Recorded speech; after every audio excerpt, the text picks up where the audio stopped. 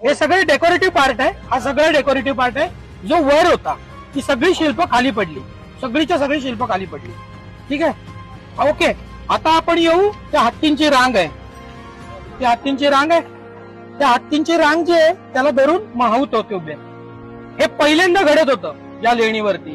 काय की अख्खं हे, आता तुम्ही फक्त कल्पना करा की हे असे चैत्य गवाक्षे सगळे आहेत, ते मधून मधून शिल्प आहेत, आणि ही विहार, हा जो विहार आहे हा पूर्णपणे त्यांनी असा तयार केला होता की तो पूर्णपणे त्या हत्तींनी तोलून धरलेला आहे. हा पूर्णपणे डोलारा त्यांनी तयार केलेला होता आणि पूर्ण शिल्पांकन इथपासून इथपर्यंत खाली होते. आता त्या विहाराची छत सुद्धा बाहेर होतं, याला सुद्धा चैत्य गवाक्ष होते जे कालांतराने नष्ट झाले.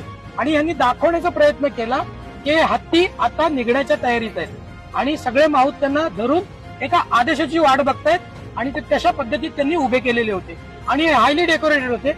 एक महत्वपूर्ण गोष्ट अशी आहे, मी माझ्या बरोबर आले त्यांना ते दाखवलं की त्या हत्ती जे होते त्या हत्ती दगडाचे जरी बनवलेले होते तरी त्यांचे सुळे जे होते ते पोकळ होते. त्याचं कारण असं होतं की त्याच्यामध्ये कधी काळी ओरिजिनल हस्तिदंत होते. ओरिजिनल हस्तिदंत जरी नाही वापरू शकले ते तर मग लाकडाचे करायचे आणि त्याला ऑर्नामेंटेशन करायचं. ऑर्नामेंटेशन म्हणजे त्यांना त्याच्यावर कोरीव काम करायचे. ओके, तर कोरीव कामाचे अस्तित्व आपल्याला कसं दिसतं आणि हे माहूत उभे होते हे कसं दिसतं की इथं हे, आता मी हे म्हणतोय की हे माहूत इथं होते, तर होते याला पुरावा काय आहे, तर तिथे तुम्ही नीट तिरकून बघितलं त्या हत्तींच्या पुढे थोडं पुढे गेलात तर त्यांच्या पायांचे अस्तित्व आजही दिसतं.